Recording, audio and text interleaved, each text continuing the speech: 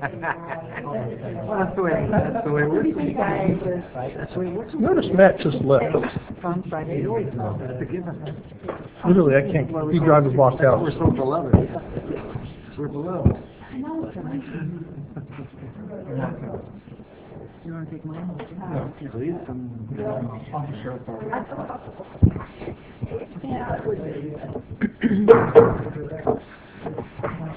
Good evening. We call the meeting of the June 16th of the Galt City Council to order. Please call roll call. Vice Mayor Payne. Present. Councilmember Hewer. Councilmember Campion. Here. Councilmember Powers. Here. Mayor Cruz. Here. Would you all rise, please, for a moment of silence.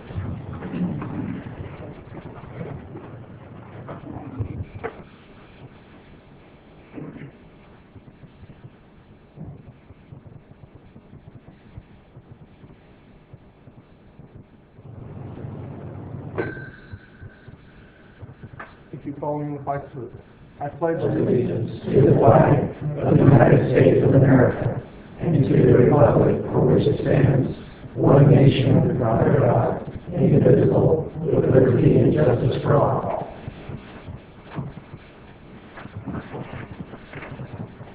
All right. Would you read the video statement, please? This meeting of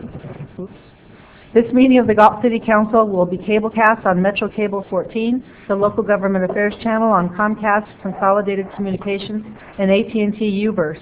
The meeting is also webcast at www.satsmetrocables.tv.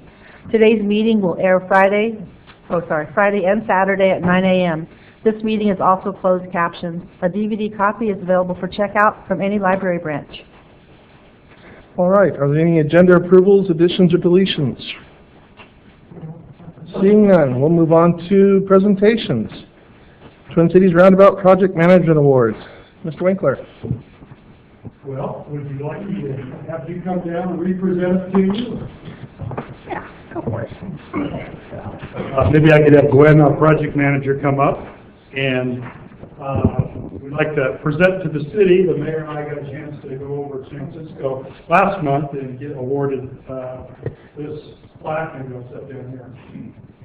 And it's from it's not the Country Music Association, it's the Construction Management Association Award. The consultant who worked on the project for us nominated it because they felt it represented a complex project that had multiple challenges with utility relocations, 3 agencies and jurisdictions involved, multiple funding sources, and ultimately 4 months of rolling road closures while trying to keep the project open and traffic were practical. And with that, the contractor nominated it for the under $10 million, and it won for all of Northern California from the Construction Management Association. So we will be presenting this to the mayor and the clerk, but I guess we have a new display case that can go in. Gwen was our project manager, and she got to, I think she's been covering it up well, but she got a few more gray hairs out of this project. Well, I've actually I already accepted it on behalf of the city at the meeting, and to be very honest with you, on behalf of council, I'll accept it once again, but this actually should be accepted, and I'm sorry that you made it. I didn't make it there. I went and her team because they're the ones who made this thing work, and it really was a serious effort. I thank you.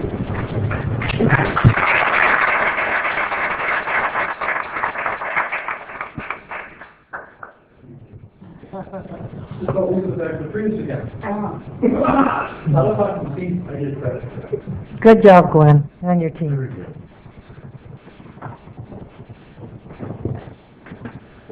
All right. Kids Recycling Awareness Video, Cal Waste.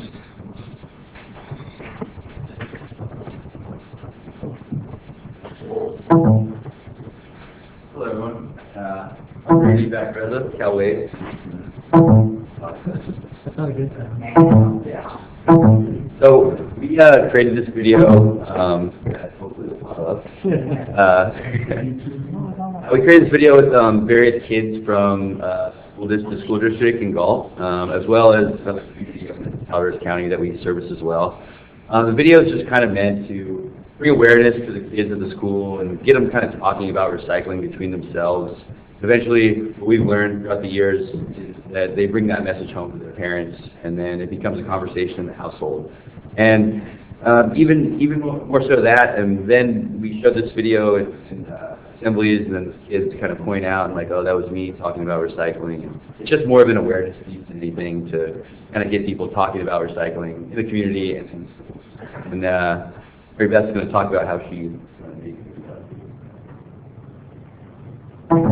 Excited. I don't quite remember this beautiful pool there.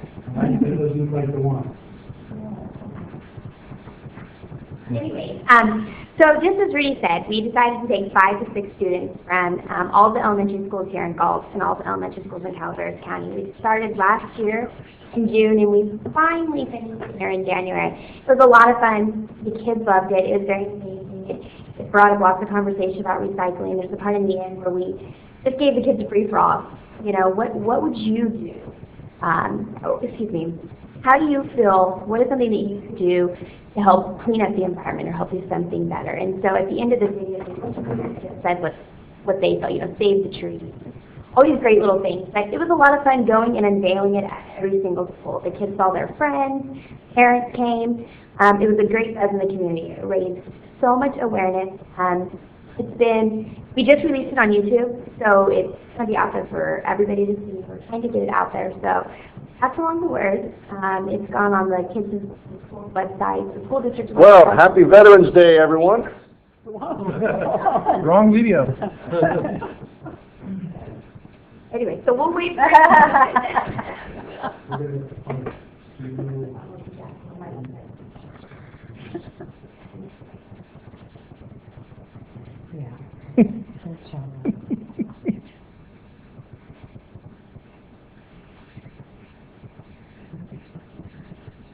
Actually, I have access to C drive now.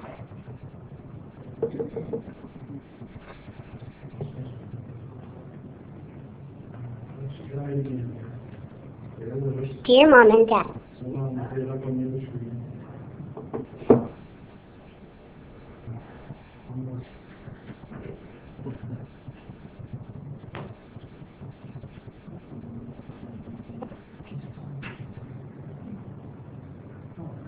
Awesome.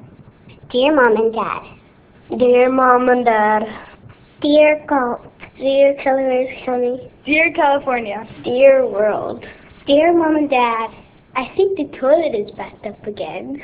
I painted a car for you. I made you this burnt toast. Dear Mom and Dad. Dear Mom and Dad. I'm worried about the world. I'm worried about the world. I'm worried about the world. We're doing terrible things. We are using up natural resources way too fast. We're strip mining our land. Thousands of species are going extinct. There is a patch of garbage floating in the Pacific Ocean. The garbage we throw away hurts animals. That's terrible. This is the world that we will have to live in. When I am a teenager. When I'm an adult. When I'm a father. When I am a mother. When I am a grandmother. When I am a grandfather. Dear Mom and Dad.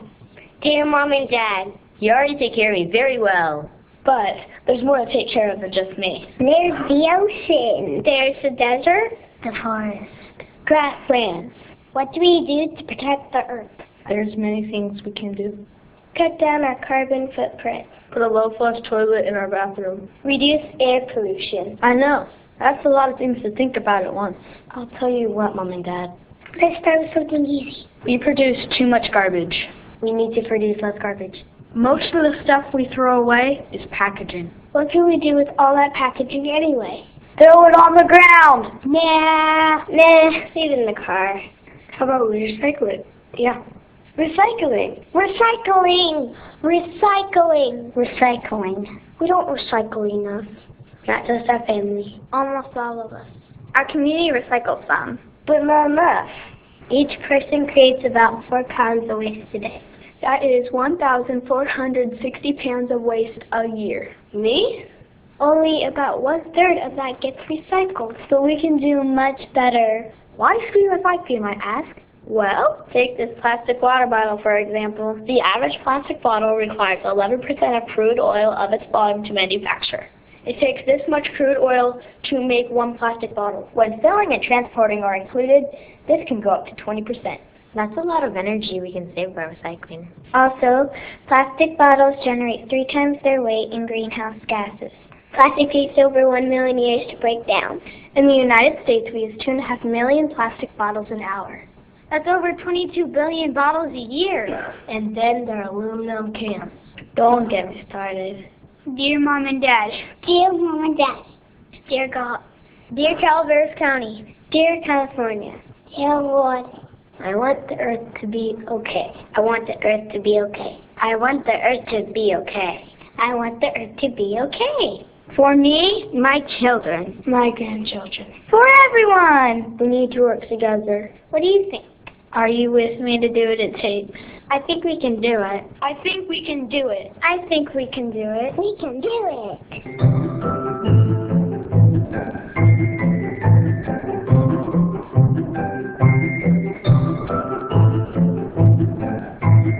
If you don't recycle it, then all the bags will go flying away. If you recycle, it doesn't hurt the animals, but if you throw away trash on the roadside, it will hurt the animals because it will go into the ocean.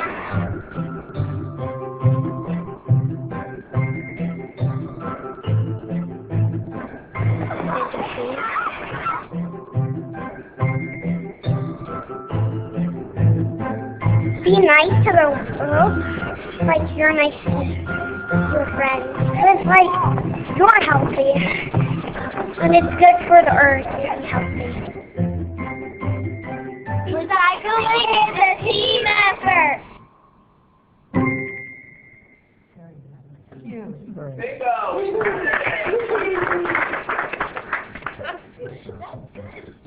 I want to watch the outtakes. It's just some really funny outtakes. A couple minutes long. Sure. Done with it. A little bit. We need to produce. Oh. Okay. Hello, America. No, dear California. Dear California. Hi, class. What do you think? When I'm a father. There you are, perfect. Look straight at there. I don't know my words. I don't know what to say. I'm worried about the world.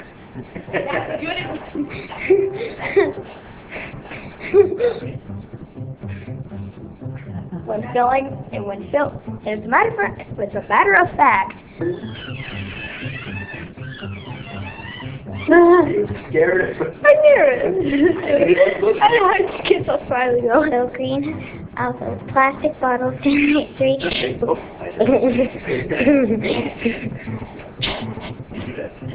Plastic bottle, bottle. 1 million years to break down. Dear Calaveras County. 22 bottles each million. We can do it. That's funny. Grasslands? No. Let's do this. Wait. Manufacture. Yes. Are we? Yeah. We'll try it again. There goes the principal. The old classic. Yep. Yeah. That's exactly what I did. For some reason it didn't work. Yeah, I'm afraid I got her start doing homework. But where did I go wrong?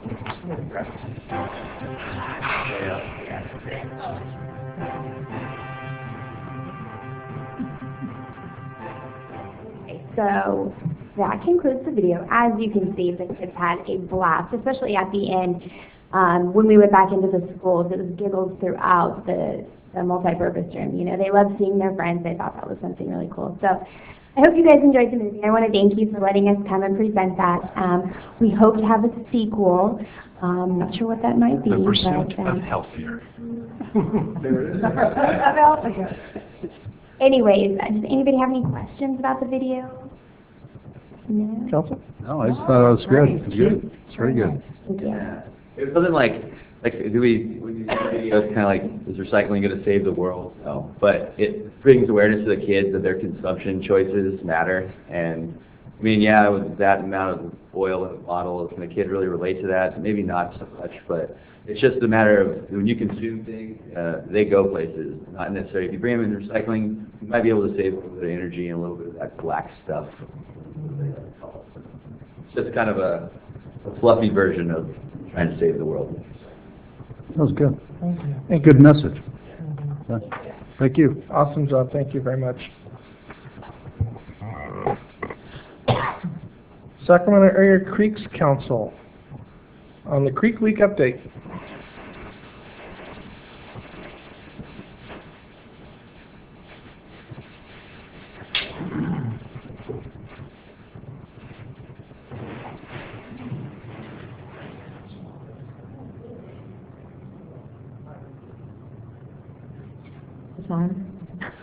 Hi, my name is Safer Ambrose, and together with my family, I represent the Sacramento Area Creeks Council to the community of Galt and surrounding areas. And 2015 represented the 7th year in a row that we have facilitated with primarily your constituents in Galt and people from Acampo and Elk Grove and Lodi to clean up a few of the tributaries in the city during the week of Earth Day in April. And I decided this year that I was going to try and capture what everybody's doing in your tributaries once a year during the cleanup and put it in writing and acknowledge our sponsors, one of which is Al Waste Recovery, right there. They just presented. And, of course, you guys, the City of Galt and Parks and Recreation Department and Public Works Department, and also kind of tie in the whole cleanup of the tributaries with the effects that it has globally. So I compiled a report on behalf of the Creeks Council, and I'm going to present it to the council members tonight. And we have leftover promotional items from the April 18th cleanup event, and I brought some for each of the council members. So I created a short PowerPoint to just kind of talk a little bit about what I just talked about in summary. So typically, this is what the people look like when they show up at the cleanup event. We give them gloves and a garbage sack. And in the case of the 3-year-old, we gave her a garbage sack that was from a sponsor, and but typically the garbage sacks are from the Creeks Council and the City of Galt, Parks and Rec Department. Here's a picture of, I think, our 2nd year, and this is one of the Parks and Rec staff working on a Saturday, helping us every minute of the day, and your staff from your Parks and Rec and Public Works departments have been available to us 24/7, especially during the 9 months out of the year that it takes for the volunteers from the Sacramento Area Creeks Council to organize this event. Here's another picture. We also borrow the litter getters, and your staff the first couple years helped us keep all the garbage in one pile once the volunteers got it in bags. Here's another picture of someone from Parks and Recs that was helping us get all the garbage bags in the area near the restrooms at the Galt Community Park when we had the cleanup event there for the Dead Man's Gulch. This is Rayleigh's in Galt on Twin Cities, and they sponsored us for 3 years and gave us a gift card, and we were able to buy food and drink for the volunteers. Here is a end dump from Cal Waste Recovery, and they've been sponsoring us probably for the past 4 or 5 years. And Dave Vacareza has provided us with a dumpster so that we didn't have to haul it otherwise, haul all the garbage otherwise. And typically we get bulky waste and municipally derived solid waste. Here is the Public Works Department staff that were helping us 1 year, and local Girl Scout chapter. And we were sending press releases and pictures to the Galt Herald when they were able to put us onto their newspaper. This is typically what the sign-up table looks like, and people show up in the morning and sign up, and they sign the hold harmless clause. I did a little research I was kind of curious when the government started regulating solid waste, and so in my opinion, I think that things really got started with President Truman in 1948 when he asked Congress to pass the Federal Water Pollution Control Act. And in 1965, the federal government banned open burning of solid waste, and that was done primarily to keep the volume down, so that if local governments had canyons, or they were throwing their garbage at the river or in an old mining pit, from for example, silver mining in mercury mining in San Jose, and gold mining up in the Mother Lode, and maybe the type of quarry mining that we do in Sacramento. Those typically would be used for disposing of waste, and so in order to keep those from filling up, typically society would just burn the municipally derived solid waste. So that was banned about 1965. In 1967, Ronald Reagan was our governor, and he actually stepped out of the domain of the federal government, and he asked the legislature to write a air quality regulations, and I thought that was kind of interesting, so I found a good picture of him and just wanted you guys to know that trivia. This is a picture of a place in Sonoma, I don't know where, it just said that on the EPA website, and this is a typical kind of ravine, and garbage accumulates. You get rainwater, it's going to transport the garbage down by way of gravity. Then the water is going to subside, the garbage is just going to sit there. And I put this slide here because in 1970, Richard Nixon kind of formalized the federal EPA and the 9 regional boards that we have the United States divided up into. In 1990, the Sacramento Area Creeks Council was the incept of the Creeks Council. It started with a couple people in Sacramento talking about land use and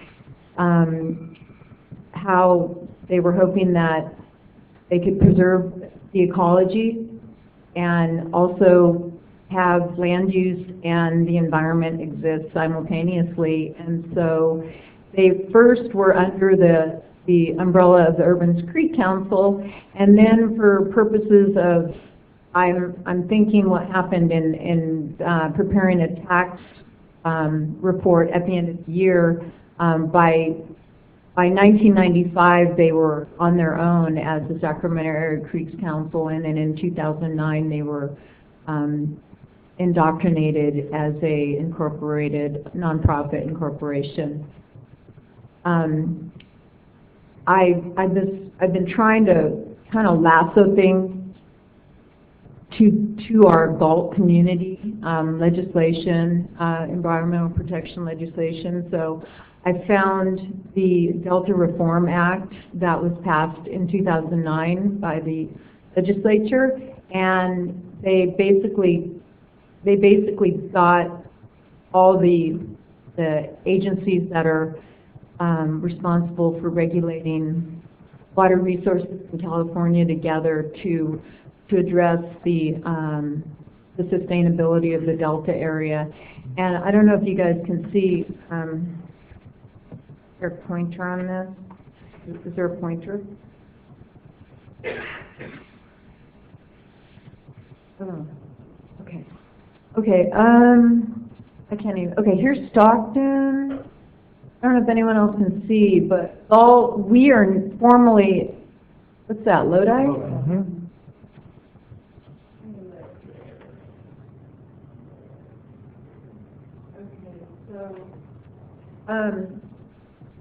You guys probably already know this, but we are not part of the formal Delta area. We are not within the highly managed levees and canals of the Delta system, but we are out on the peripheral right now. So I just didn't know that either.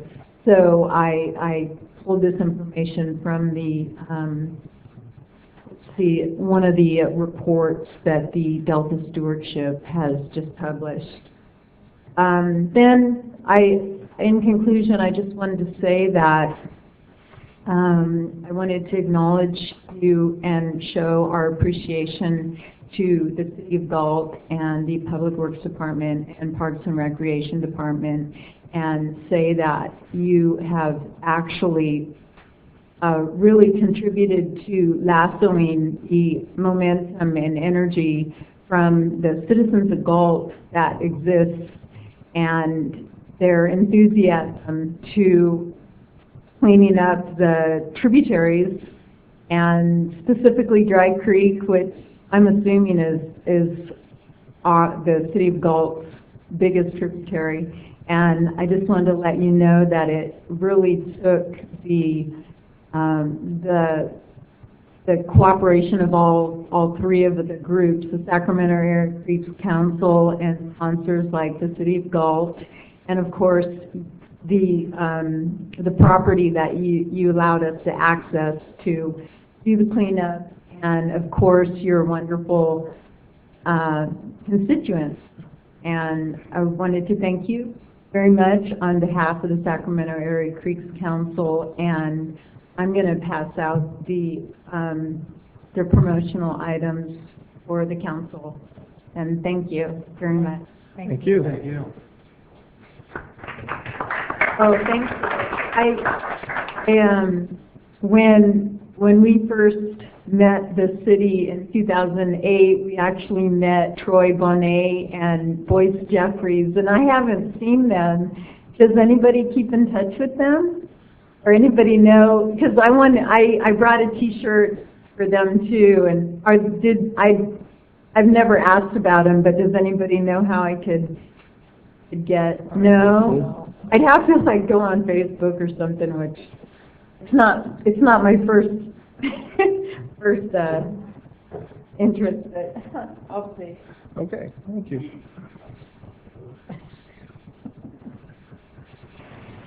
Should I just ask this that way? Or Sure.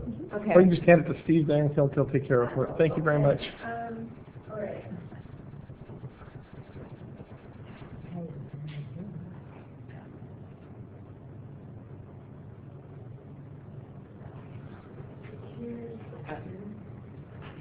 These are buttons and bookmarks that the Sacramento Area Creeks Council, they contracted with a elementary school in Sacramento, and they did the artwork. And so the artwork that was approved for this year is on the bookmarks and the pins and the T-shirts.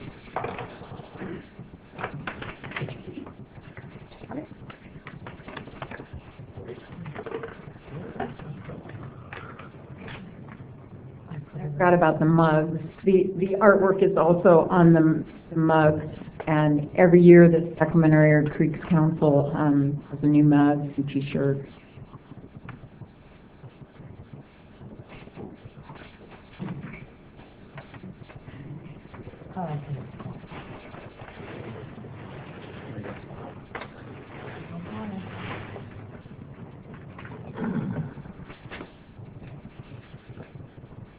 And then this is it turned out to be, by the time I got maps in it, it turned out to be 19 pages, but it's not all text. So I was looking online to find out how much text I had before I had to put in a table of contents, and it said 10 pages, so there's not 10 pages of text, so I didn't put in a table of contents at least this year. Thank you. Thank you. Thank you. Thank you.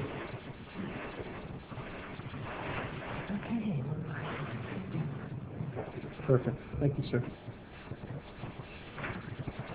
Okay. The Sacramento Yellow Mosquito and Vector Control District Annual Update.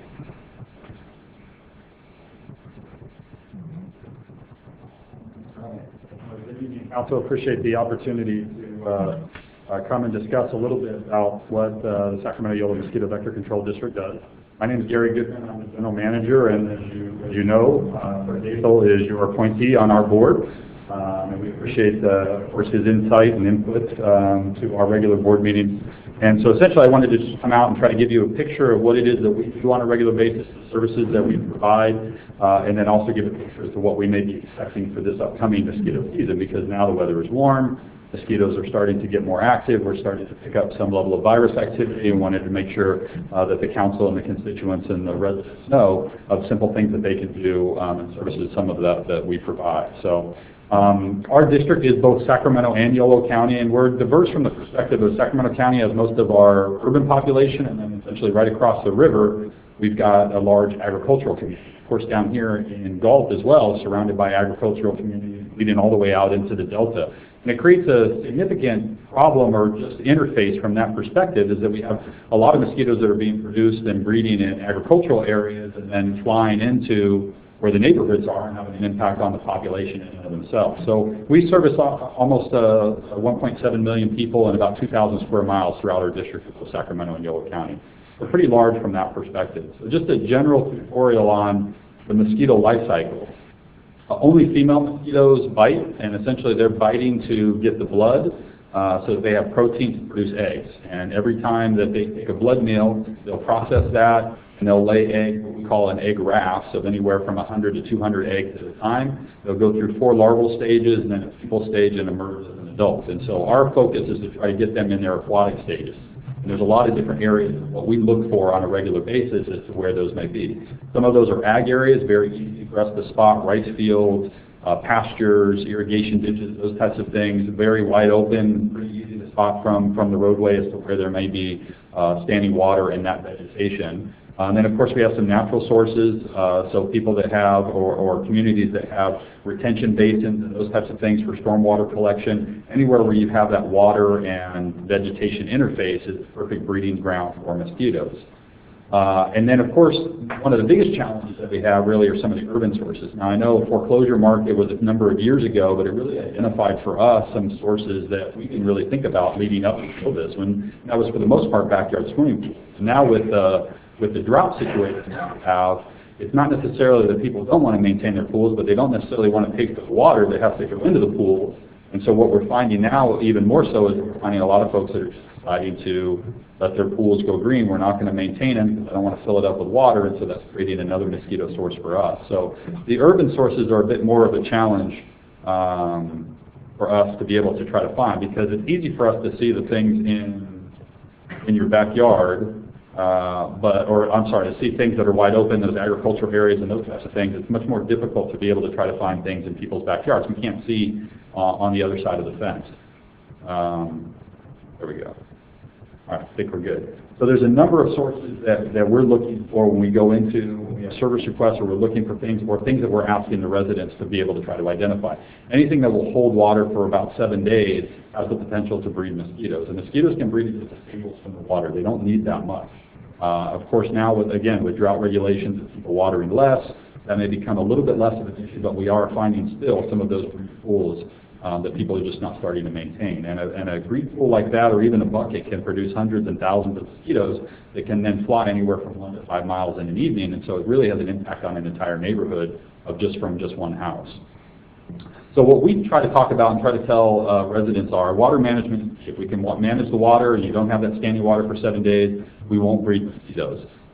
Again, with the regulations not irrigating the lawn, and various municipalities are beginning to become more and more enforcing those particular mandates that are coming through. But essentially, when that water goes down into the sidewalk and the gutter and it goes into the catch basin, then you have, again, vegetation and water, or the leaf litter that comes in. It's a perfect breeding ground for mosquitoes, and we do a tremendous number of treatments to catch basins throughout Sacramento and Yolo County. So what we ask folks is check your R once a week, make sure you're not producing mosquitoes in your own backyard, fountains, and of course we have a mosquito fish program that we can plant mosquito fish for free. So our program is essentially what we call integrated mosquito management. The first part is public information. We have a very aggressive advertising campaign, radio, television, private billboards, newspapers. Try to make sure that people are aware of the simple things that they can do so that they're not producing mosquitoes and they can protect themselves from being bitten. Then we have what we call our surveillance program. So on a daily basis, essentially we're setting traps out throughout the district. We set mosquito traps out, we collect them, we bring them back to the lab, we separate them by sex and species. We have about 20 different species of mosquitoes in Sacramento and Yolo County. Not all of them can transmit virus, but all of them essentially can be a nuisance to folks in their backyard. And then we test those mosquitoes to see if they're carrying the virus. So this also goes along with the dead bird program, which is a state-funded program or state program, where you can call in a dead bird, we get that report, and then we'll go out and pick it up. We usually test it and see if it died from small virus or from some other cause. Then we have what we call our biological control program, which is the mosquito fish. We plant over 4,000 pounds of mosquito fish just in Sacramento and Yolo County alone. That's almost 2 million fish. Just in our 2,000 square miles, we're probably the largest mosquito fish breeding facility in the country. And then we get into our physical control. We work with landowners such as California Department of Fish and Wildlife, Casunas River Preserve, or Stone Lakes Fish and Wildlife Service, on being able to manage their land.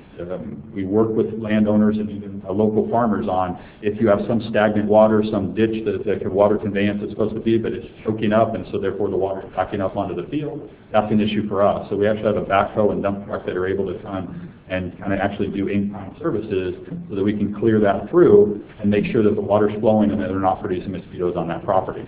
And then, of course, we get into our control measures, which is the larvicide and adulticide. So as I mentioned, we try to target killing the mosquitoes in the aquatic stage. Those are the larvicides. And then if we do find a high level of mosquito activity and or virus activity in a particular area, then we'll start to do adult mosquito control. And that adult mosquito control can be as simple as backpacking. We have backpack units that do that, or trucks or ATVs. And then the more aggressive, if we start to find more and more virus activity in a particular area, then we have an airplane available, and we've had a long history of doing that over the past 10 years since West Nile virus has come to California. So just in general, the West Nile virus transmission, it is a bird disease. So it's carried by birds, it's vectored by mosquitoes. So a mosquito bites an infected bird, picks it up.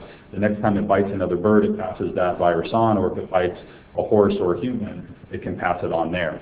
And so what we want to try to remember is it's actually a bird disease that's vectored by mosquitoes. So is it going to be a bad year for us? There's a lot of variables that go into whether it's going to be a bad year. So climate variation, obviously this warm weather that we're having, the fact that we've got a drought, mosquito abundance, the number of infections that we may have in the mosquito population, in birds, in horses and squirrels, and of course the human population as well. So it's a bit counterintuitive because you would think, okay, with the drought, we've got less water. So if we have less water, we'll have less mosquitoes. Unfortunately, what happens is because West Nile virus is a bird disease, wherever you do have water, you're getting a congregation of both birds and mosquitoes in the same place. And so what's happening is actually amplifying the virus. And this is exactly what we saw last year. While we've been in a drought for about 3 or 4 years, last year was really the bigger year where they started to have cutbacks in terms of water consumption. Both from farmers and then trying to make more of a push for residential cutback. And so while we talk about it, again, it's counterintuitive, we actually end up having more virus in drought years. And so last year, the number of human cases that was in California, we had 801 human cases of West Nile virus, confirmed cases of West Nile virus. 31 of those passed away. 70% of those cases were the more serious neuroinvasive form of the disease. So a lot of the disease actually gets underreported, because if you were to get sick in the summertime and you catch the flu and you're not feeling so good, you may not go to the doctor, it may never even get diagnosed. So these are actually confirmed cases. 70% of those cases are the more serious neuroinvasive form of the disease, which can lead to encephalitis, paralysis, and of course leading up to potentially death as well. And our percentage in California is actually 10% higher in terms of the percentage of neuroinvasive disease than the statewide or than the nationwide average. So it is a concern for us, and we attribute that to the drought. And as you can see, just the history of what we've had in California, 2004 was really the introduction of West Nile virus into California. 779 cases, because essentially you had all of these birds that were susceptible to the virus and it amplified it there. 2005 was the biggest year that we had in Sacramento and Yolo County. Sacramento County was the epicenter for West Nile virus in the country. We had 178 human cases in 2005. And then it started to go down, and people thought, okay, well, we're going to have some level of virus activity, but there really is no rhyme or reason as to whether you're going to have a spike or not. And the last couple of years have really seen a big uptick in terms of number of human cases and virus activity, and then specifically last year with the drought. So we are concerned kind of moving forward with what this year is going to bring as well. We have very similar weather conditions in terms of the drought, and so we're anticipating a very busy year for West Nile virus as well. One other thing that I wanted to try to bring up as well is we have some new, what we call invasive species of mosquitoes. I mentioned we have about 20 species of mosquitoes that are kind of endemic to Sacramento and Yolo County, where we're starting to get some mosquitoes that are not reading the textbooks and figuring out that they're not supposed to be here.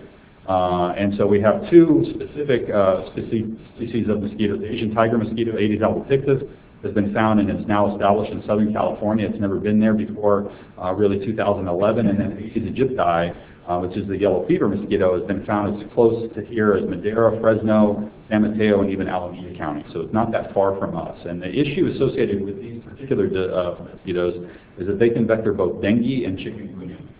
Dengue, most people have heard of. It's called breakbone fever. Chikungunya is a relatively new disease to North America. There's actually 1.3 million cases in the Caribbean and Central America. So it is right on our doorstep. And if these particular species of mosquitoes established here in California, we could have local transmission of these diseases as well. And chikungunya means bent over. So symptoms are very similar to dengue. Tends not to lead to death as dengue can, but it's very debilitating for those that are stricken with it. And if you do get bitten by a mosquito that's carrying chikungunya, you will develop symptoms. There is no antibody or vaccine or anything like that. So we're trying to prevent these aspects of it, but again, these mosquitoes have not been found in our particular district, but conceivably they're on their way. Whether that's climate change or the fact that you're going to have some variations with that climate, they're starting to move their way up into California. And so we have them essentially, these diseases right on our doorstep in Mexico and Central America and the Caribbean, with a lot of visitors that go to those areas and then conceivably come back. So if we get these mosquitoes established, it's a big concern for us.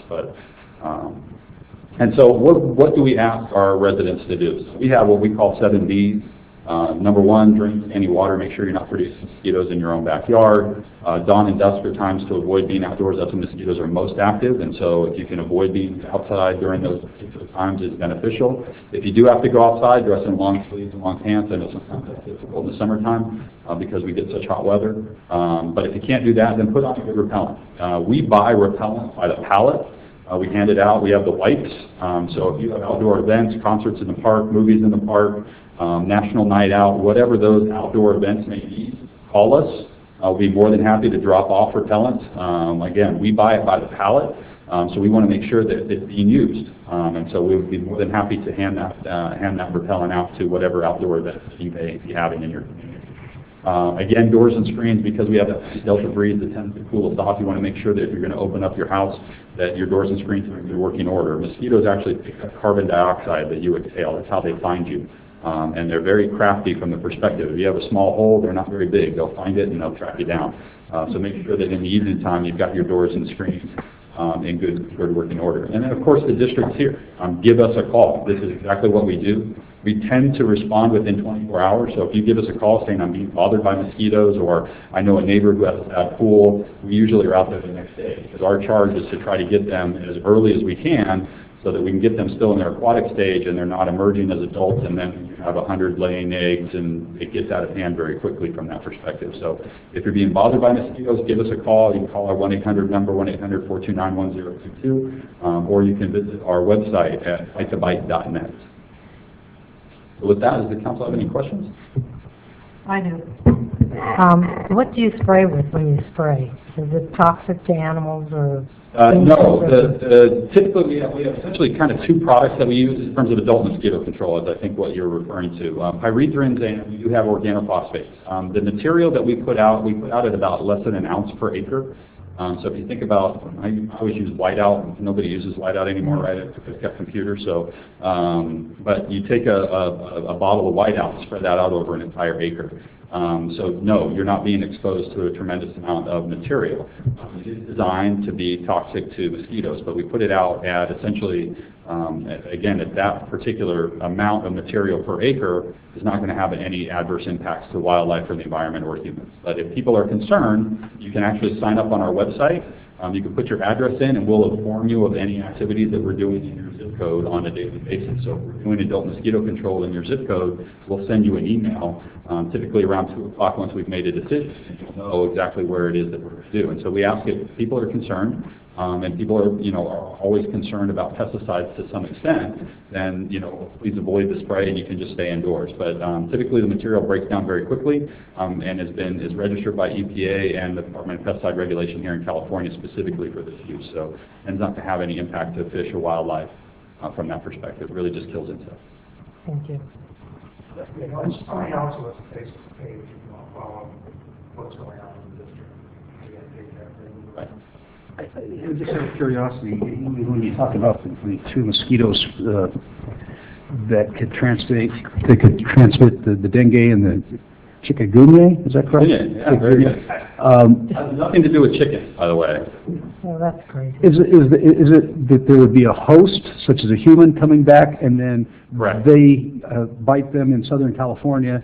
And I see. Okay. Yes, exactly. So if somebody were to visit, say, the Caribbean, where it's rampant currently now, and last year there was actually 2,500 cases in the United States in and of itself. So people went to the Caribbean, got bitten by an infected mosquito, came home, and then experienced symptoms. And so that's the concern that we would have, is that if those people visit, they come home, and now we have these particular mosquitoes that are established, then they can bite that and start spreading it locally. And actually there were local cases in Florida, which probably makes the most sense because that's closest to the Caribbean, but Texas as well. And so, but these specific mosquitoes typically are on the East Coast and then the South, but they're starting to make their way into California, and then it would be a concern for us. There's almost 9 million visitors from the U.S. to the Caribbean on an annual basis. Is there a window when the mosquito would have to bite the infected individual in order to be a transmitter?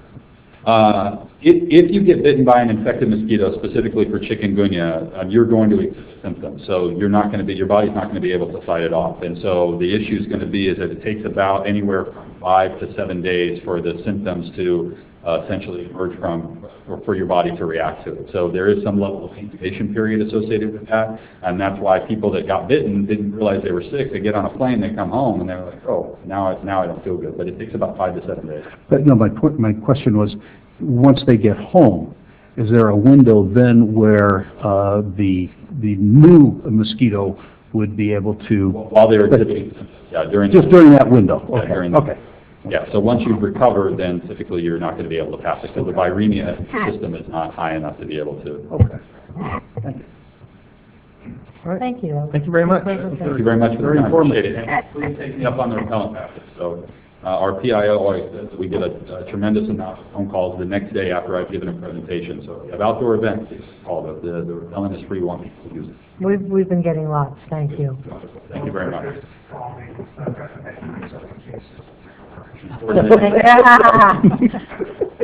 Thank you. Thank you. All right, moving on to public comment. Under Government Code Section 54954.3, members of the public may address the council on non-agenda items. Speakers may address council on any agenda item during consideration of the item. Speakers shall restrict their comments to issues that are within the subject matter jurisdiction of the City Council and limit comments to a maximum of 5 minutes. Please fill out a speaker sheet located on the table inside the entrances to the council chambers and forward the completed speaker sheet to the clerk. And we have one speaker sheet. Rick Walters.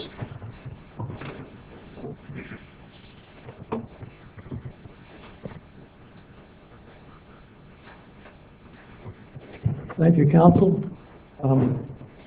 This is about water meters. I read the last staff report, which staff indicates that concerning the water meters, that they don't want to lose money. And I respect that. I mean, they're going to do a rate study and everything else. I do respect that. But on the same token, when I come before this council and I tell you I don't want to lose money, nothing happens. I've been overpaying you for the last 8 months. And then I get a flyer in the mail, transition information sheet, and on that it says that the next first live bill is not going to be until June 2016. Well, that's another 12 months. So what's going on? I mean, I don't understand what you're doing. I'm asking to be put on this thing now. I don't want to wait another 12 months. That'll be a total of 20 months for me. 20 times $5 or $10 makes a lot of money. And why should I pay that extra money to the city? Are you going to give it back to me? Can anybody tell me, are you going to give me that money back so I'll wait easier? No, you're not going to do that. I'm asking you to get me transitioned in. Now, if there's something that I have to do, read my own meter or do whatever, there's not a burden on the city, I'd be glad to do it. But I want the same respect that you give, that staff is talking about, I want the same respect towards me as a ratepayer. Now, 2 weeks ago, about a month ago, I asked for the council to help me out with this, and you glossed right over it. You went about imaginary people lined up out the door. As far as I know, I'm the only person that's been up here asking this. Also on the staff report, I've said before that several new people are put on this program every month. And I don't understand why one person can't be accommodated. Doesn't make sense to me. So can you help me out? I think unfortunately, Rick, the council took a formal vote on that at that meeting you were talking about. And Not me individually. That was a group. That was a group. That's correct. That's I correct. asked for my personal situation to be looked at, not as a group. There's exceptions to every rule.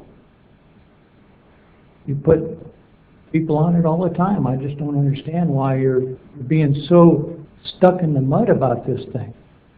I mean, you just put your foot down and that's it. I mean, you're not bending at all. And I'm the one that's paying the bill. And I'm telling you, as a retired person, I can't afford all this kind of stuff that this is going to cause me. It's a lot of money.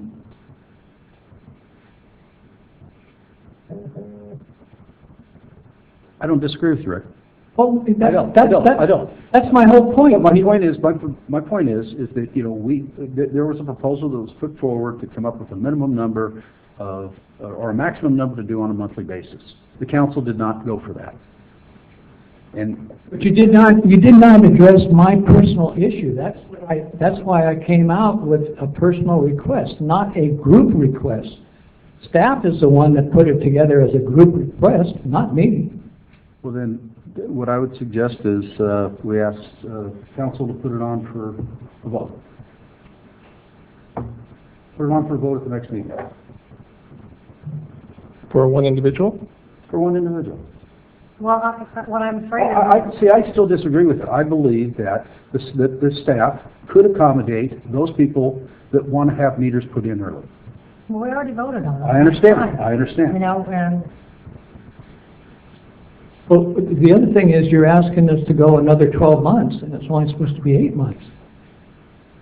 And Well, and I agree with that, but I think that's a good thing, Rick, because most people aren't in your position. Well, Most people are not. but you don't know. Well, I'm pretty certain. Well, do you have any information that you can share with me that shows that? No, I don't. Okay, so Nothing- that's a nothing's mute the point. same. It's a mute point. Well, It's a mute point. So, you know, it says tentative water meter. Well, I don't know if anybody looked up the definition. It says not fully worked out or developed. That means that in June next, okay, time's up. June of next year, you could ask for another delay. This could go on indefinitely. This is crazy stuff that you're doing. I don't know why you're digging your heels in. So please, let me know one way or the other so I can make plans. I need to know one way or the other. By a letter from utilities or somebody, tell me why you can't do this. Thank you, Mr. Walters. Your hat. Thank you, sir.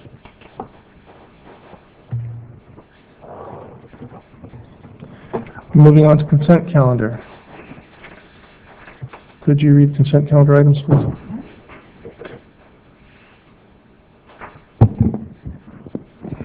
Minutes of the special meeting of May 26th and the regular meeting of June 2nd.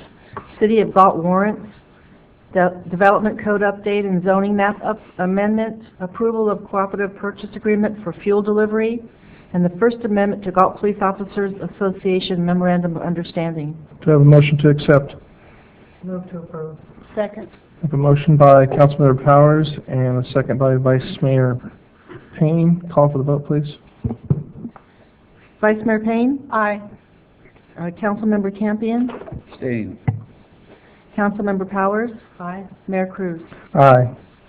Motion passes three ayes, one abstention. Okay, moving on to City Council's office. Strategic plan update. First up is the 3-year goal, enhance and maintain infrastructure and facilities. Vice Mayor Payne, would you like to take this one? Sure. Well, this is her, the library is her baby, so. Well, we did have a meeting with the county architect, and he looked at the structure, and he's going to put together some costs. I have a little bit of an update on that one. We actually just heard from him late last week that he actually is finalizing a very conceptual design with some cost estimates, and he wanted to try to work on scheduling a date for later this month to get the group back together, and he will present the conceptual drawings and the cost estimates, and then we'll be able to provide some input and then bring it back to the council so the council can take a look at it, provide some direction on if something that we want to move forward with or not. Right. I think we'll be meeting the first week in July. It's planned for that with the architect. Cool. First or second, I think, is what we were asking. Yeah. So working on dates, I think so. Well, things are moving right along, so that's nice. Good. All right, moving on to enhance economic development. At the April 21st meeting of the Galt City Council, Community Development Director and City Manager present to the City Council the results of the consultant analysis regarding feasibility of proceeding with the city-initiated annexations, including expansion of the industrial park. Tony? Thank you. So, as you recall, at the last meeting, we got direction to go ahead and meet with LAFCO and then potentially property owners of the two of the three areas that we presented to you would be the industrial expansion and cities' commercial areas. We had a meeting with LAFCO representatives this morning. We took them on a tour of the two sites and had a kind of a Q&A discussion with them. And they didn't seem to have any real concerns with regard to us moving forward with this project.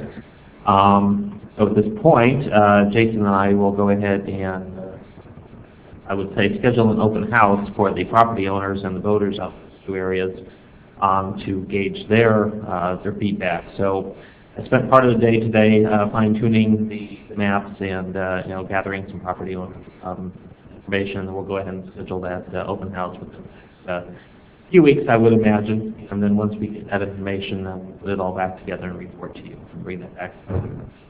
Awesome. Can I ask you one question? Do you know about how many property owners that is, by any chance? Up in the Twin Cities area, we have roughly, I'd say 8 or 9. There aren't too many of them. Now down in the industrial area, we have one large property owner that owns the majority of it, but if you include the properties up towards the north part of Walnut and Spring there, we do have a few miscellaneous property owners. So we're looking at, I would say, probably about a dozen and a half total. Thank you. Thank you, Tony. Okay, moving on to improving the financial stability of the City of Galt. The City Manager, working with Council Members Mary Lou Powers and Kurt Campion, will present to the City Council for action an agreement with Cal Waste regarding a transfer station and a collection services agreement. So there's not really much progress on the original proposal, which was the transfer station. That's kind of been put on the back burner, but Cal Waste is interested in expanding their materials recovery facility as well as putting in what they're calling a temporary transfer facility. And so staff is analyzing that right now. We're going through a conditional use permit process. We also have consultants on board to help us analyze that. So we'll probably be scheduling a meeting with the council subcommittee in the next week or so to provide a little bit of additional information. And I think the environmental document just about ready to go on that one, isn't it? It's getting close. Getting close, yeah. Be released, but we are looking pretty soon because, again, we're looking at hopefully a public hearing later on this summer, early fall. Right. A little bit different than the original proposal up at the wastewater treatment plant, but that one's still on the drawing board for Cal Waste. They're still interested in that, pursuing that, just not at the present time. All right. Moving on to the next item was to attract, develop, and retain quality employees. The HR administrator will evaluate and make more user-friendly the City of Galt job application website, job advertising process, and add information to Galt's social media sites. Unfortunately, Paula was not feeling well tonight, so she had to go home, but I'll provide just a brief update. I know she's been actively working on soliciting greater output as far as getting the word out relating to job openings that we have, using our social media sites and other mechanisms to spread the word both locally as well as further throughout the state. And so I think she's made good progress in that endeavor. Awesome. And the last item is enhanced cultural and youth activities. The Public Works Director will complete the Harvey Park improvements funded by the Housing Grant Fund. How are we doing, Steve? We are working away. As you know, at the last meeting, you approved procurement of tot lot playground area requirements, and there were a couple of exciting issues and questions that came out of that. We met this morning with Council Members Powers and Campion, and I think we've resolved their particular concerns, and we're actually adding to the bid documents that are about to hit the street for the new bathroom facilities, an add option for putting in some benches near the tot lot area as part of that bid package, so we'd have some competitive pricing, enough funding left in the whole list of projects to be done that we'd at least have pricing that would allow us to make a decision on proceeding with adding benches, bringing back on July 7th a couple of the siting options we've looked at, and I think the consensus is we're going to go with the original planned location, but we'll present what sort of the pros and cons of doing that were for you here in the next council meeting. So we're working busily. The bathroom bids will not be received in time to construct prior to our August 29th Heritage Festival, but we will. We're working busily to line up our volunteers, get a date for delivery of the equipment that is now currently on order and being manufactured for our site, and to have that done and in place for the festival. So we won't have, without any exceptions or problems, we should have the tot lot and everything up and running by that event? That is the plan. Awesome. We're going to rely on some volunteers and others to make that happen, but I think we've got them lined up and just waiting for a date. Thank you, sir. I have a question. Sure. The existing bathrooms, are they usable? Yes, and certainly going into a special event, I'm sure we'd be working with Armando's team to make sure they're as presentable as they can be. They're old, they're tired, they need to be replaced. and upgraded, but they are still functional. Thank you. Okay, moving on. The Economic Development Agreement between the city and the Greater Sacramento Area Economic Council. Good evening, Mr. Mayor, members of the City Council. My pleasure to present this item to you tonight. Coming to the podium is John Kruger. John is the Executive Vice President of the Greater Sacramento Area Economic Council. Barry Broom was not able to make it this evening, but John is going to be providing the council with a brief PowerPoint presentation, overview of what the Greater Sacramento Area Economic Council is all about, what they hope to accomplish, provided some information in the staff report we presented to the City Council. Essentially, it's a collaboration of local CEOs, local governments, to create sustainable business throughout the region's 6 counties, Sacramento County being one of those. A lot of great worthwhile goals that I'll ask John to present to the City Council. The reason we're here is because they'd like the City of Galt's participation and support, financial support, in the endeavor, the things that they're trying to bring to pass in the Sacramento region. So with that, I will turn it over to John. Great, thank you very much, Mayor, Cruz, Vice Mayor, and council members and staff. Thank you very much for the opportunity to be here today. I really appreciate you having me come down and share a little bit about Greater Sacramento Area Economic Council. And I'll go through a brief PowerPoint presentation, but I want to make sure that we address your concerns, any questions you have about the organization, our goals, staff, our vision for the Greater Sacramento area and our 6 counties that we represent, the communities we represent now. We have a good number of communities that have already agreed to participate and presented, and will continue to answer questions and encourage the involvement. That really is what I want to take away today. It's not a funding request, but a request for you to participate in what we're trying to accomplish. We can come to our community and say we understand what you want to do when you grow, but we don't without your participation. So that really is one of the key drivers of why we're here today, is to ask you to participate with us in what we're trying to accomplish. And I do have the PowerPoint presentation here, but I'd much rather at any point in time, if you have a question, concern, issue, to please just interrupt me and say, John, I got a quick question for you. I'd rather do that than get through this and have you wondering what I'm talking about. Well, here's our goal. It's quite simple. We're trying to build a thriving economy. That's what we've all been done. Barry Broom and myself have done professionally. Barry for 30 years, for over 15. Our goals are to build the Greater Sacramento area into a thriving economy.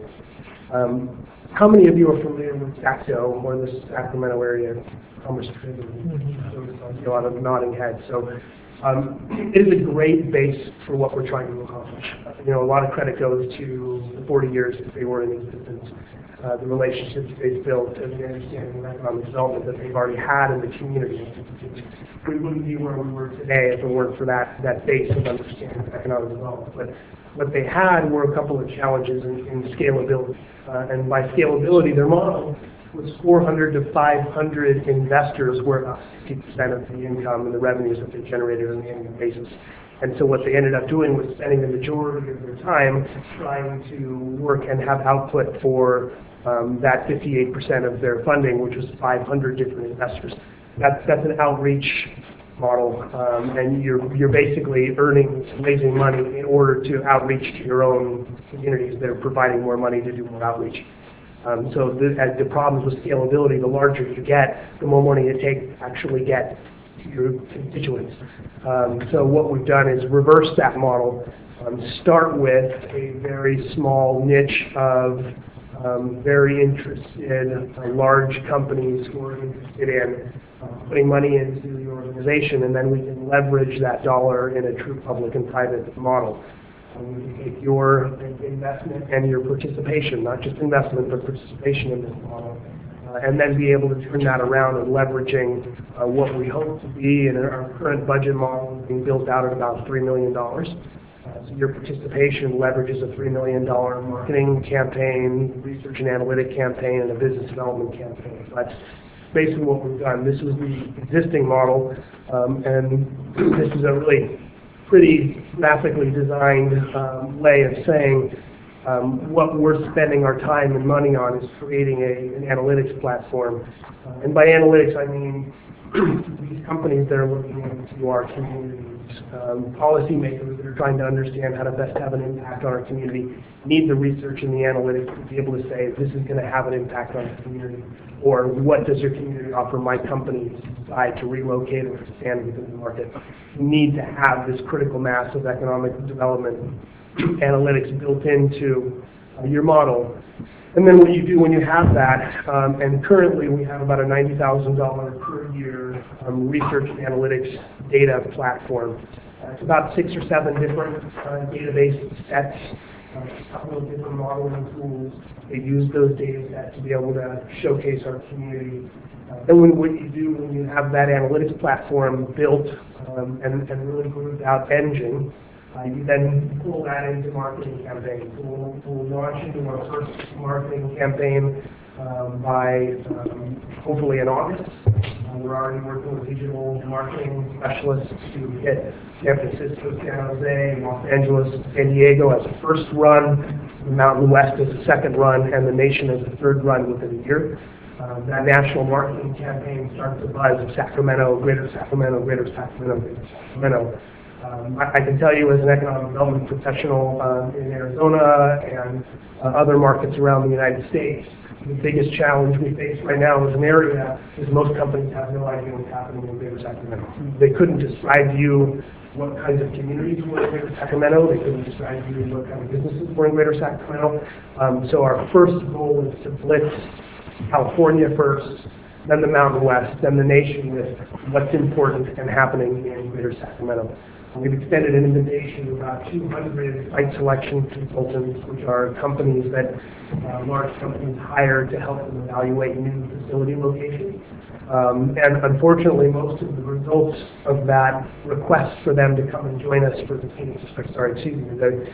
U.S. Senior Open that happens next week was a lackluster interest because they really didn't know why they shouldn't be interested in Greater Sacramento. So that's why our marketing campaign drives them to understand what is happening in Greater Sacramento. So that we have these requests to come out and participate with us. They understand why they would want to know anything more about Greater Sacramento than what they already do.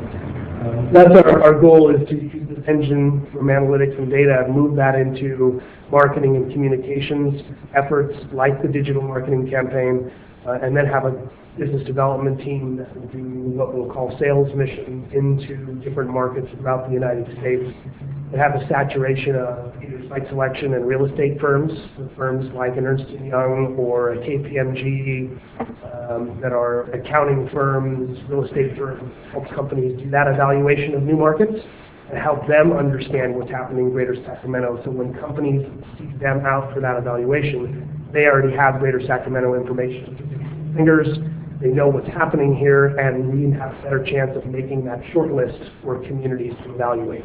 When a Bay Area or a California company is looking to expand, the list should not be Salt Lake City, Denver, Austin exclusively. It should include Greater Sacramento. We are a viable option for them, and we're just being skipped over because we don't understand what is happening. Can I stop you there? Please, yeah. You keep saying Greater Sacramento, but I'm thinking of Galt. Yes. So how are you going to highlight our small community when you're looking at Greater Sacramento? Right. So, of course, Galt will be in all of our marketing materials. So when we list out our communities, Galt will be one of 20 names on that list. So Galt will get the face time in front of these national audiences that I don't know that you would have the resources to do by yourself. So, the budget and the fundraising that we ask on a per capita basis is leveraged. We're basically taking all of the money that Sacramento is putting into the city, and the counties are putting into it as other individuals, and leveraging that dollar to have Galt on everything that we do. So when I go to New York and I go to Chicago and I'm pitching to companies and I'm pitching to, Galt is on the list. So it goes from I've not heard of Galt before to, hi, Galt's in Greater Sacramento. They're one of the 18, 19 communities that are on that list that I know, John comes and talks to me once a year. I know that Barry comes and talks to me once a year. So that's part of that is the marketing campaign. Part of it is the research capabilities. It is a very large, very complicated set of research and analytics we have the capability of, within a 24-hour time frame, taking any company that might move into a new facility that is in the annexation for your new industrial parks. When you annex that and people are looking at developing that, I will have that real estate and an available real estate package to clients that are looking to come into the Greater Sacramento area. So Galt will be listed as a community, real estate options will be presented to them. So I will actually say, here is a real estate opportunity for you that's either a build-to-suit opportunity or a spec building or space that's available in Galt that we should take a look at. And the hope would be that the diversity of customers that we'll hope to look for will come down to Galt and actually do real estate. So in fact, Jason and I were just talking about having Barry and myself and the business development team come down and understand the market. That's part of what I mean by that participation. I can't sit in downtown Sacramento and say, well, here's what Galt wants. I need your participation, and I need to come down here a couple of times a year and understand what Galt hopes to achieve in their growth. I'd love to see the development plans that you have. I think attracting talent is going to be critical for the entire Greater Sacramento area, not just Galt. And I think it's great that you guys have that built into your economic development plans to attract, that talent. And I'd love to help with anything on that end. So it's the marketing campaign, it's the research and analytic platform that is available to your staff at any time. So any of the members, private or public, can come to Greater Sacramento and say, got a request, I'm trying to figure out how does our policy stack up, where does our tax model stack up, what would be a reasonable unemployment trend over 20 years for our area versus other areas throughout the United States, and we'll be able to pull that data for you. That's part of what that membership is. So it's the marketing, it's the analytics, and it is the opportunity, I truly believe, having spent a limited amount of time, about a half an hour, 40 minutes touring Galt before the city council meeting, that there is an opportunity for clients that we're talking to have new space in your growth model for them to come and actually employ them.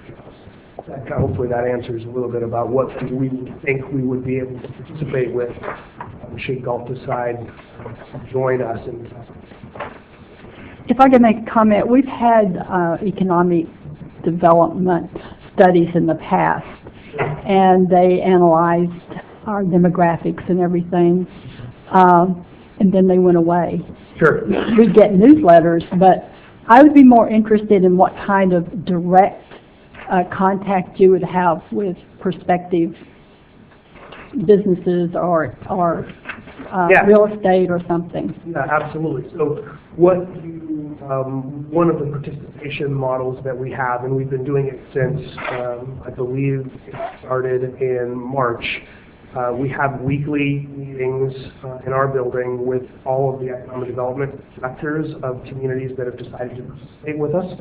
We come and we talk about what our prospect activity looks like. And when I say prospect, I mean those companies that we have either identified ourselves and talked with or have come to us through state agencies, through our marketing campaigns, or brokerage communities, or Matt Colonia's information on the buildings up in your industrial park. We work with him closely to say, what can we do to help you fill your buildings? So it'll be kind of a tertiary benefit would be, we'll help the local brokerage firms understand this. So we'll develop those prospecting, and then we'll share with you on what will end up probably being monthly. It's their weekly, right? Actually, they just moved to every 2 weeks. So every 2 weeks, the economic development directors for your community are more than welcome and encouraged to come and attend. Here's the prospect activity we've seen. Here's what kind of buildings we're looking for. Here's what kind of tours we'd like to do. And obviously, we're just developing this pipeline right now of prospect candidates. But what we will see in the next 6 to 12 months will be a constant flow of prospects and be able to tell you there's the size, looking for bigger than a red box, or than an elephant, they want this size, this ceiling, so that as you're developing, having these conversations about your annexation, I can tell you 80% of my industrial guys are looking for this.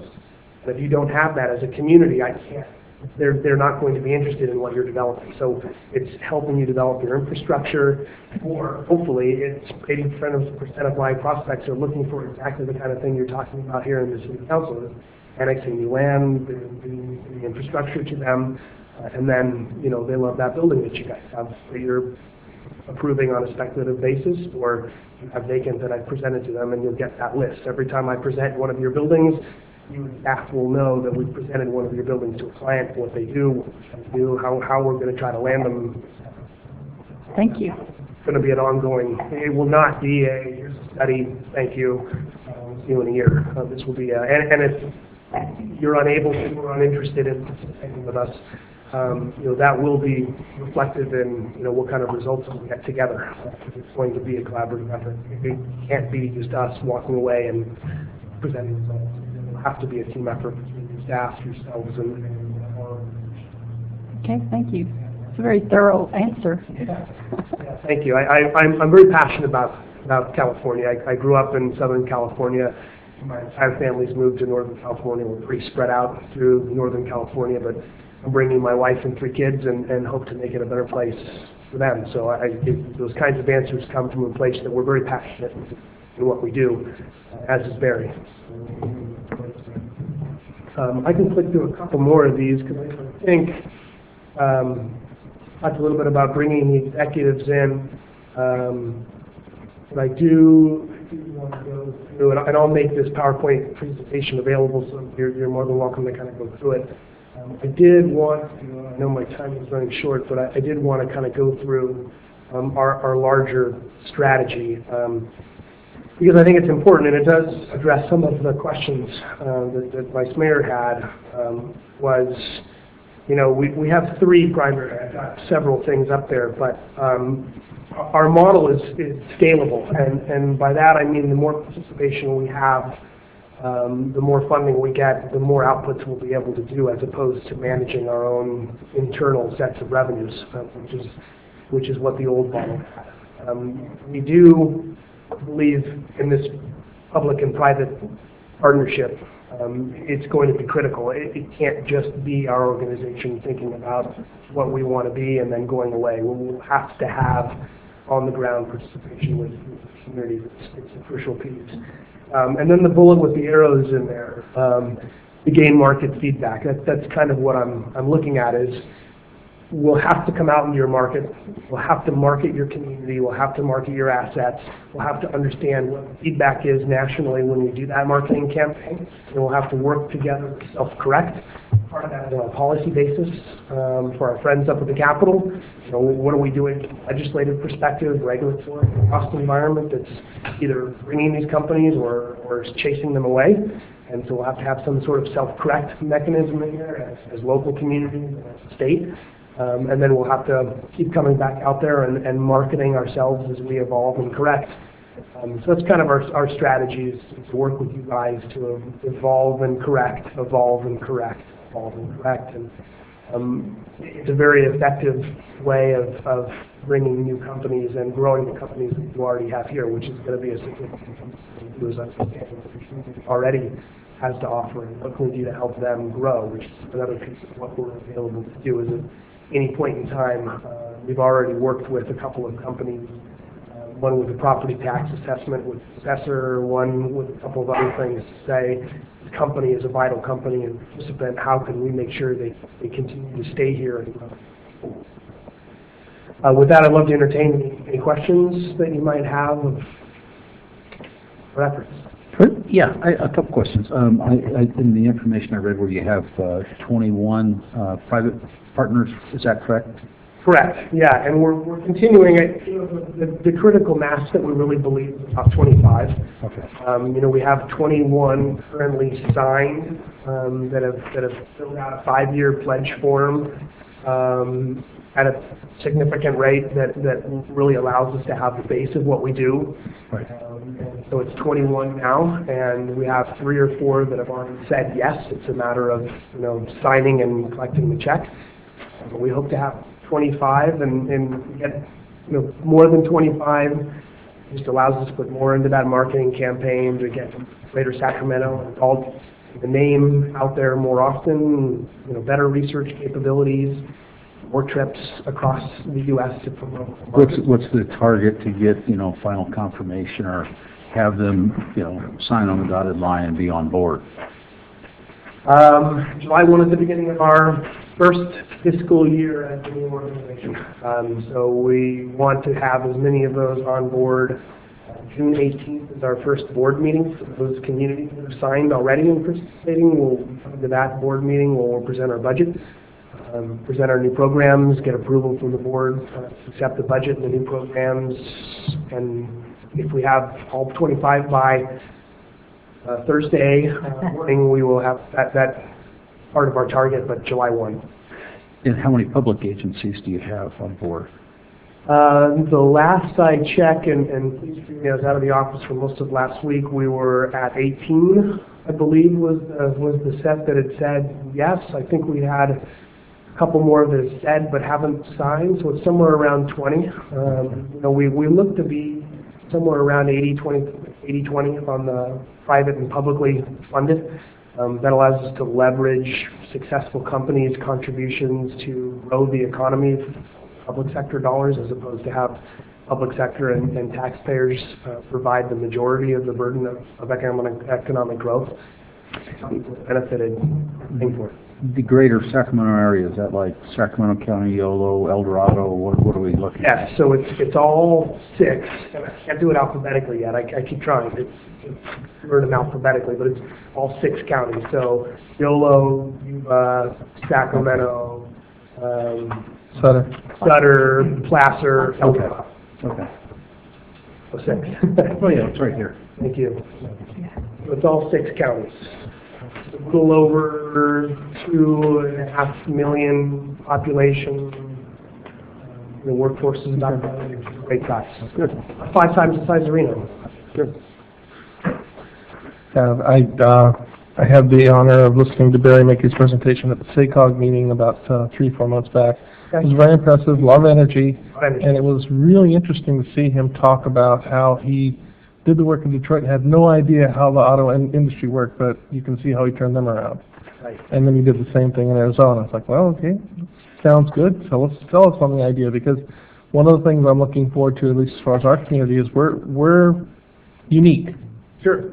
We're the southernmost portion, southernmost incorporated city in Sacramento County, and we're divided. Our closest incorporated city is Elk Grove. So it's vital that we have things tailored for us and for our city and our community. Sure. And that's going to be part of what that partnership is going to be. I mean, that 8 miles between Elk Grove and your borders, I think I have that about right, about 8 miles. That is going to be important for us to understand what those commute shed trends look like. Because what we will do, and we're hoping to have in the next couple of months, our economic impact modeling, which will help us understand what your live, work, commute shed balance looks like, so that when we talk about Elk Grove, we can talk about the workforce of Galt. When we talk about Galt, I can talk about the workforce and the availability of real estate in Elk Grove. And because we represent all 6 counties, it would be good to understand what your current work shed looks like in terms of where you currently go for work. Who comes in?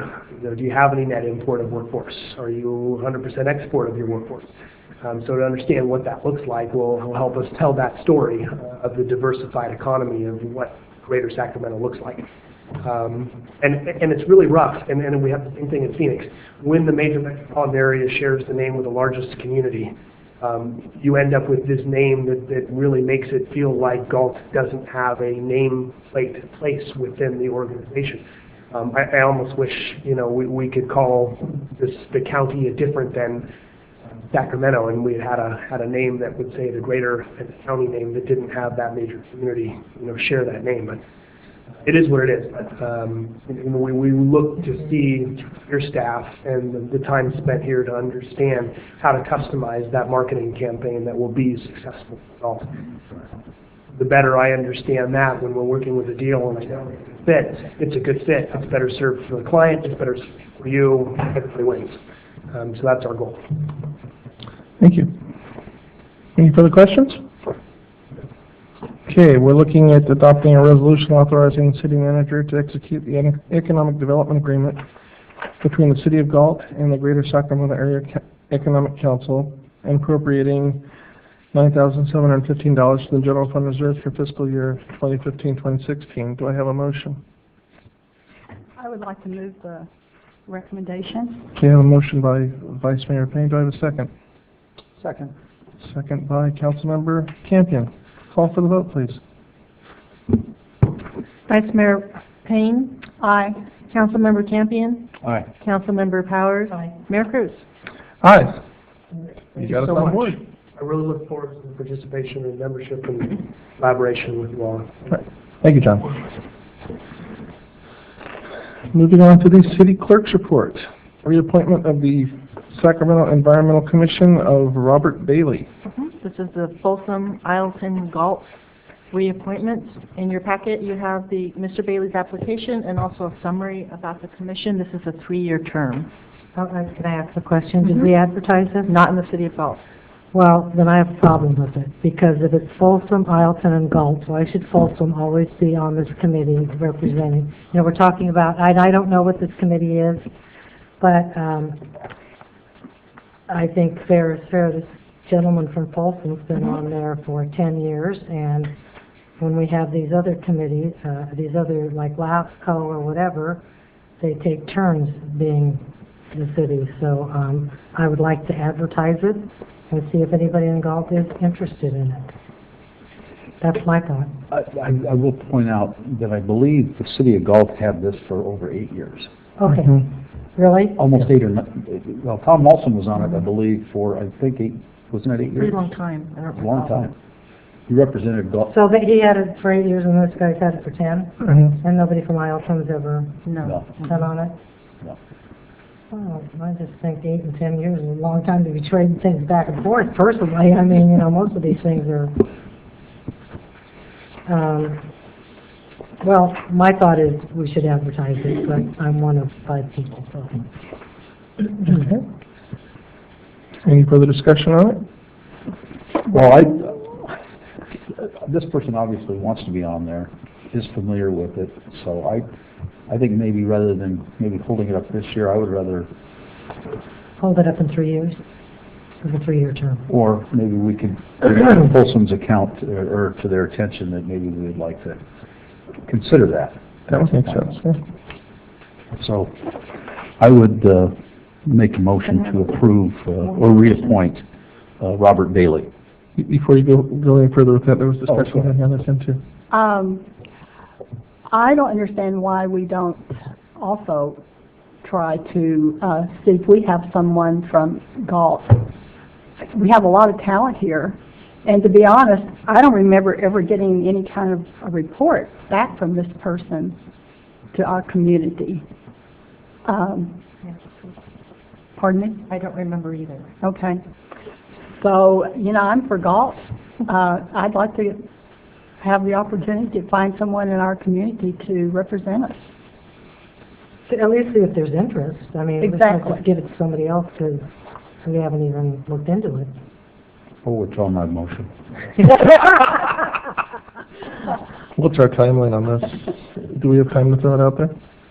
Well, the reappointment is, well, it ends June 2015, so sometime in July. I'm sure it'll still be fine. They'll wait. Okay. We'll advertise for the month of Yeah. July and bring it back in the second meeting in July. Will that work? Well, Mr. Attorney, do we need a motion to that effect? Or can we just... I think the clerk has the direction. Okay, very good. Moving on, comments by staff. Steve, you're sitting there very quietly. Mr. Solis? Yes, I'd just like to remind everybody about the Independence Day celebration, July 4th, our 5K run, our parade, our fireworks in the pool. So I know some of you are going to be able to join us for the parade, and so we'll see you out there. Yay. And, you know, thank you for your continued good work on that. It gets better and better every year. Thank you. Chief? Jason? Mr. Rudolph? Nothing to report on our friends over on the west side? Okay. Reports from council. Mr. Campion. Just a question.